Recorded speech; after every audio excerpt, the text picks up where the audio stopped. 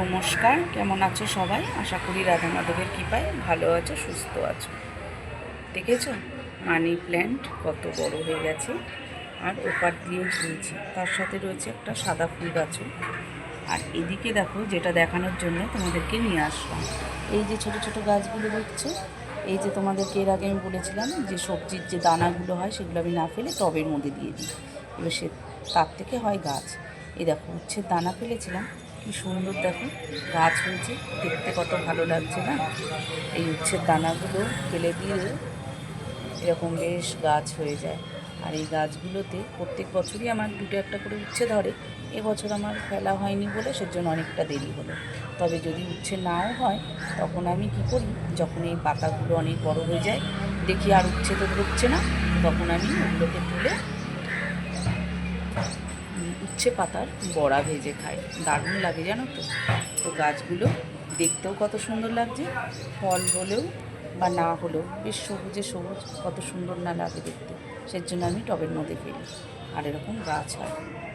আর এখানটায় দেখো একটা কুমড়োর গাছ হয়েছে, এটা আমি কুমড়োর দানা ফেলেছিলাম টবটার মধ্যে, তার থেকে একটা হয়েছে কুমড়োর গাছ।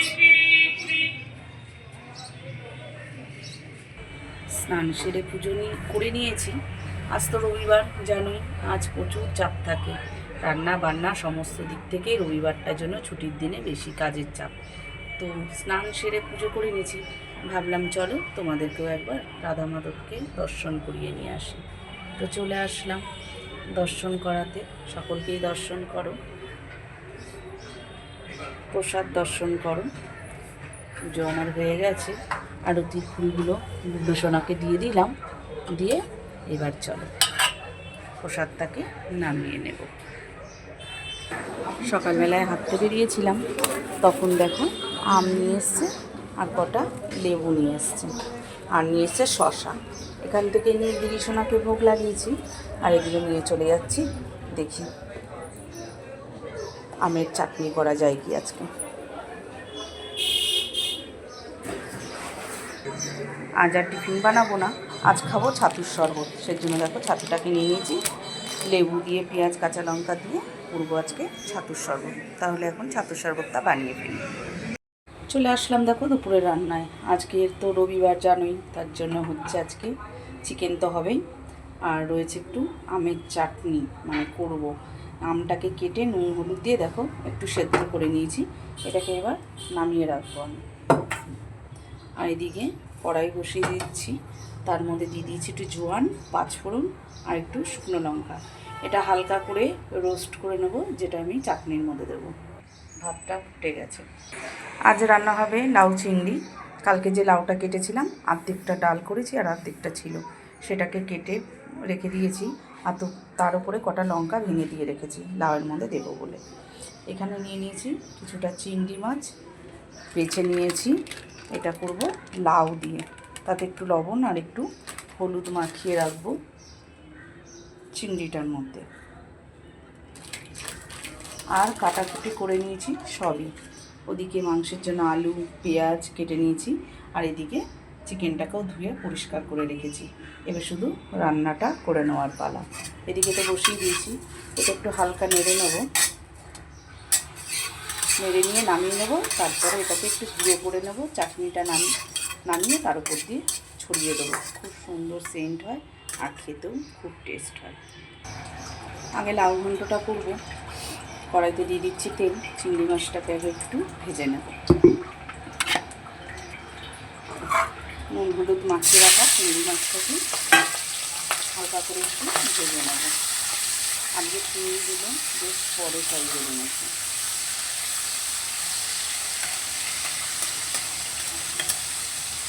চিংড়ি মাছটা একটু ভেজে নেব।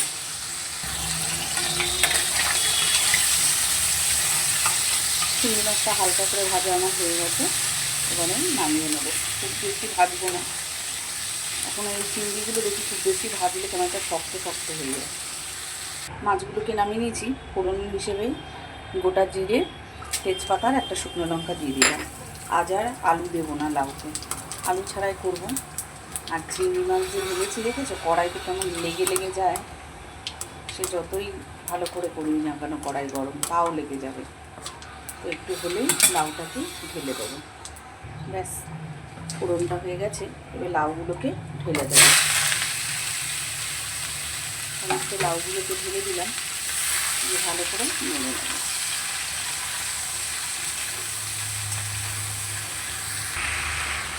দিয়ে দেবো হলুদ গুঁড়ো। আদা জিরে বাটা দেওয়া যায়, তাই আমি আদা দিচ্ছি না, লবণ হলুদ দিয়ে একটু জিরে গুঁড়ো দিয়ে দেবো। দিয়ে দিচ্ছি একটু জিরের গুঁড়ো। ব্যাস, হয়ে গেল মশলা। আর কিছু মশলা দেবো না লাউতে। এবার খুব ভালো করে নেড়ে নেবো, দিয়ে ঢাকা দিয়ে দেবো। এর মধ্যে একেবারে দিয়ে দেবো চিংড়ি মাছ ভাজাটাও, সব শুদ্ধ দিয়ে দিলাম। দিয়ে ভালো করে নেড়ে দিয়ে এবার ঢাকা চাপা দিয়ে দেবো। তবে দরকার ছিল আজ একটু ধনে পাতা। যেদিনকে ধনে পাতা দরকার হয় সেদিনকে আর নিয়ে আসে না, আর যখন দরকার না থাকে তখন নিয়ে চলে আসে। চলো এবার ঢাকা দিয়ে দিই। ঢাকাটা দিয়ে দিলে লাউ থেকে যে জলটা বেরোবে তাতেই লাউ ঘন্টটা হয়ে যাবে। ব্যাস, এতক্ষণে হয়ে গেছে লাউ ঘন্ট। মাঝখানে একবার আমি নেড়ে দিয়েছিলাম, তো সেটা তোমাদেরকে দেখাইনি। দেখো কতটা লাউ দিলাম আর কমে দেখো ওইটুকু হয়ে গেল। হয়ে গেছে লাউ ঘন্ট। একটু যদি ধনে পাতা হতো কত টেস্টি হতো বলো তো। এবার দিয়ে দেবো একটু মিষ্টি, একটু চিনি দিয়ে দিলাম। আমি একটু ঝোলঝোলই নামাবো, আমার একটু ঝোলঝোল খেতে ভালোবাসি। মানে লাউ ঘন্টটা একটু বেশ ঝোলঝোল হবে, খুব ভালো লাগে খেতে। আর তোমরা যেরকম চাও শুকনো শুকনো বা ঝোলঝোল খেতে পারো, তবে আমার এই ঝোলঝোলটা খুব ভালো লাগে। হয়ে গেছে লাউ ঘন্ট, নামিয়ে নেবো এবার। লাউ ঘন্টটা নামিয়ে নিয়েছি, আর এবার কড়াইটাকেও ধুয়ে আমি বসিয়ে দিয়েছি। কড়াই গরম হয়ে গেছে, তেল দিয়ে দিচ্ছি। আগে বানিয়ে নেব চিকেনটা।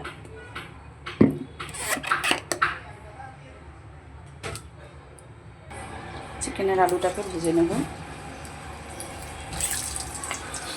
খুব বেশি আলু দিইনি, অল্প করেই দিলাম।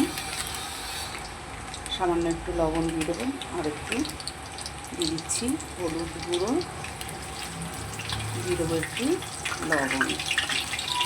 এবার আলুগুলোকে ভেজে নেব।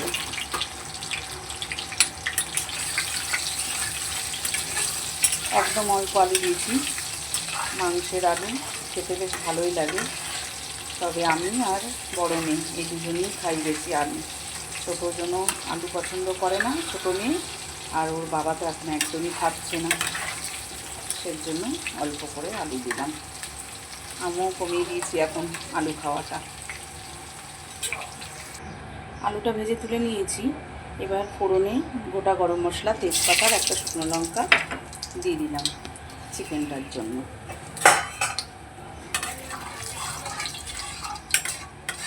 গরম মশলাটা যখন থাকে তখন দিই, না থাকলে দিই না, তাতেও কোনো অসুবিধা নেই। তো ফোড়নটা হয়ে গেছে, এবার দেখো দিয়ে দেবো পেঁয়াজ কুচিটা। পেঁয়াজ কুচিটাকে ভালো করে ভেজে নেব। আর পেঁয়াজের মধ্যে দিয়ে দেবো একটু লবণ, তাড়াতাড়ি মজে যাবে পেঁয়াজটা।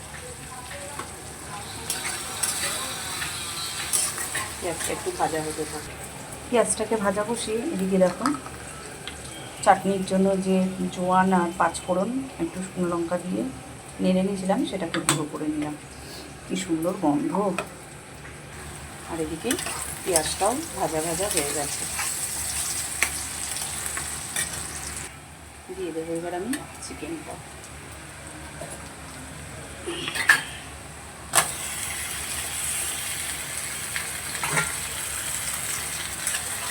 দিয়ে জল ঝরাতে দিয়েছিলাম, বেশ সুন্দর জলটা ঝরে গেছে। এরকম করে যে কোনো সবজি মাছ মাংস দিয়ে যদি ঝুড়ির মধ্যে রাখা যায় তাহলে খুব সুন্দর জলটা ঝরে যায়। ব্যাস, এবার একটু ভালো করে উল্টে পাল্টে মাংসটাকে নেড়ে নেব। চিকেনটাকে ভালো করে উল্টে পাল্টে নেড়ে নিয়েছি। দেখো কালারটা অনেকটাই চেঞ্জ হয়ে গেছে। আর তার সাথে সাথে চিকেনের যে একটা কাঁচা গন্ধ থাকে সেটাও চলে যায় যদি এরকম করে নেড়ে রান্নাটা করা যায়। এবার আমি এক এক করে মশলাগুলোকে দিয়ে দেবো। প্রথমে দিয়ে দিচ্ছি দেখো আদা রসুন আর একটা টমেটো এর মধ্যে দিয়ে দিয়েছিলাম পেস্ট করতে, সেটা দিয়ে দিলাম। তারপরে দিয়ে দেবো একেবারে হলুদ গুঁড়ো, সব মশলাগুলোই একসাথে দিয়ে দিচ্ছি। হলুদ গুঁড়ো দিয়ে দিলাম, দিয়ে দেবো আন্দাজ মতন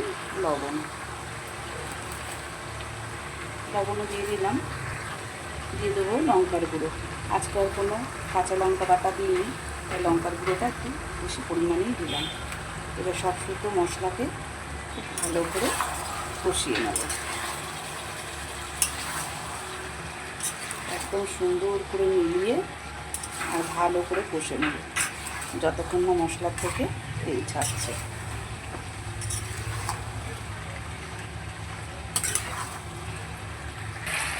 মশলার বাটিটা ধুয়ে অল্প করে একটু জল দিয়ে দিলাম।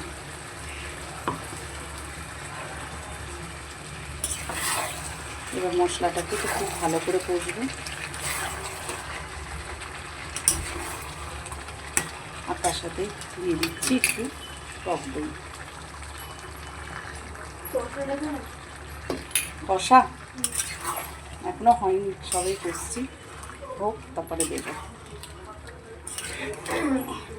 বাবা অনেক দিন পর কষা মাংস খেতে ইচ্ছা করলো। আগে তো মাংস কষলেই ব্যাস দুজনেই বলবে কষা মাংস রেখে দাও। এখন আর রবিবার, আগে যখন বাচ্চারা স্কুলে পড়তো তখন রবিবার একটা মনে হতো, আর এখন তো স্কুল শেষ, এখন কলেজ, ছোটোটার আর বড়োটা তো চলেই গেছে, বিয়ে হয়ে গেছে।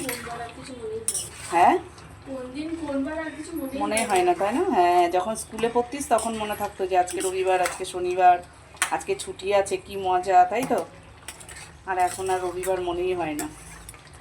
কলেজেও তো যাস না অনেক দিন, কি হচ্ছে না হচ্ছে কোনো খবরও নিচ্ছিস না, গ্রুপে তো দেখতে পারিস। তবুও দরকার তো একদিন যাওয়ার, মাঝে সাঝে 2-1 দিন তো সপ্তাহে যেতে হবে, তা নাহলে কী করে হবে।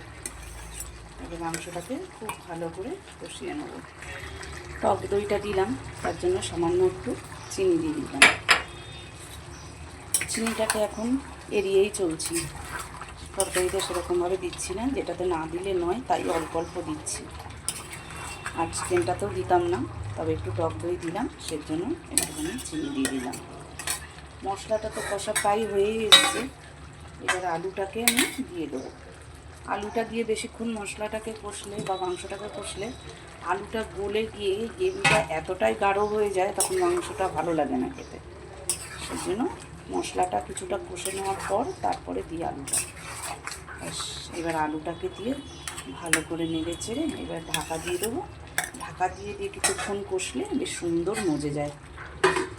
কিছুক্ষণের জন্য ঢাকা দিলাম, ঢাকাখানা সরিয়ে নিলাম। তো দেখো মাংসটা তো কষা হয়ে গেছে, তেল ছেড়ে চারিদিকে হয়ে গেছে। তো খাবে কষা, তো ওকে একটু তুলে দেবো, 1 পিস তুলে দিয়ে তারপর দেবো অল্প করে একটু জল, আলুটা যাতে সেদ্ধ হয়ে যায়।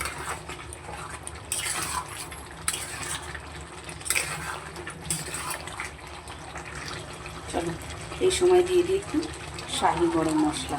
ও তো কষা খাবে বললো, তাই আমি ভাবলাম থাক পরে দেবো না, এখনই মশলাটা গরম মশলাটা দিয়ে দিই, তাহলে কষাটা খেতে আরও ভালো লাগে।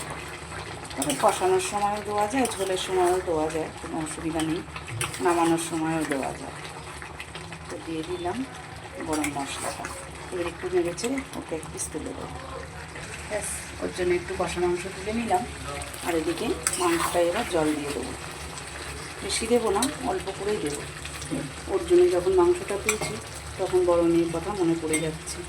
এই তো সেদিন হলো, মনে হলো এই ছোট্ট, এর মধ্যে সে কত বড় হয়ে গেল, তার বিয়েও হয়ে গেল। মাঝে মাঝে ভাবলে মনটা ভীষণ খারাপ লাগে যে মেয়েদের জীবনে সত্যি কী বড় করো, মানুষ করো, হাতে ধরে হাঁটা শেখাও, তারপরে একদিন তাকে আবার অন্যের বাড়িতে দাও, বড় কষ্টের। তবে অল্প করেই জল দিলাম, এবার আমি ঢাকা দিয়ে দেবো। বেশ সুন্দর কালারটা এসেছে আজকে।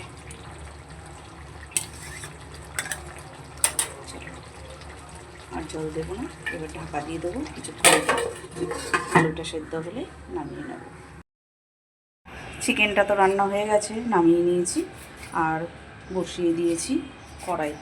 এবার হবে চাটনিটা। চাটনির জন্য অল্প করে একটু তেল দিয়ে দেবো,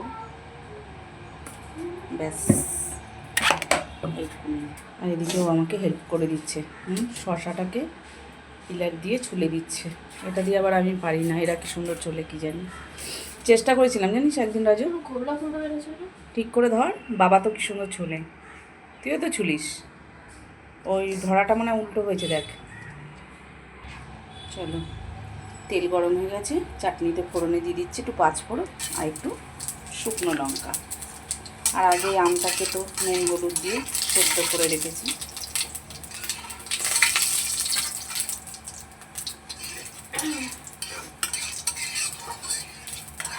সুন্দর একটা গন্ধ বেরোয় পাঁচফোড়নের। এবার দিয়ে দেবো সেদ্ধ করে রাখা আমটা। খোসা শুদ্ধই হবে আমের চাটনি। লবণ হলুদ দিয়ে সেদ্ধ করা আছে, হলুদটাকে আর দেবো না, অল্প করে একটু লবণ দিয়ে দিলাম। এবার ভালো করে নিয়ে নিলাম, দিয়ে দেবো জল।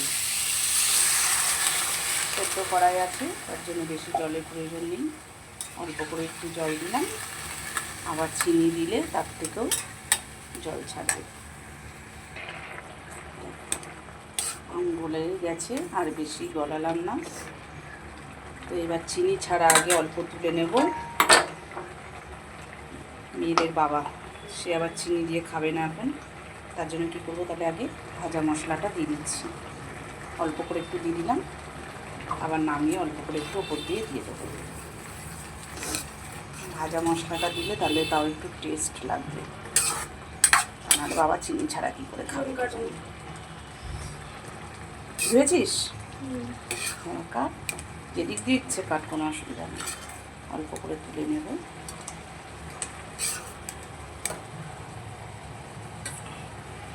খাবে চিনি ছাড়া, আর আমরা খাবো চিনি দিয়ে, সেজন্য তুলে নিচ্ছি।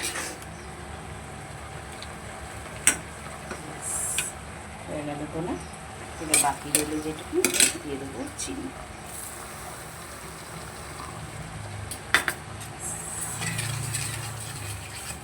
কাজু কিশমিশ কিছু দিলাম না, বুঝলি?